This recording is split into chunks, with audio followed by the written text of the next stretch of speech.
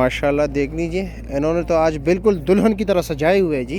हाँ, ज़बरदस्त यार। और वज़न कितना है इसका? इसका 9 किलो है जी, और इसका 10 किलो। अच्छा, और दोनों का रेट एक है या अलग है?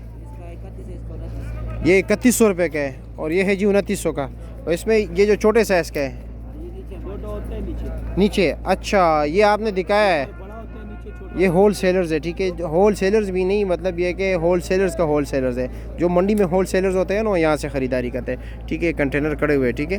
तो इसने मतलब बाकायदा तौर पे ये लगाया हुआ है कि जी ये ऊपर का माल है जी, और ये इसका दूसरा लेयर है, ताकि आप बाद में ये ना कहे कि जी माल वापस करो।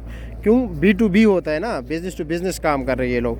लेकिन अगर आप लोग आएंगे तो एक टोकरी दो टोकरी ये लोग दे देते हैं वैसे आम कस्टमर को भी। इसलिए B2B बिज़नेस में ये होता है ना कि भाई छेड़छाड़ ज़्यादा होता है कि यार दिखाया एक था, दे रहो कुछ और।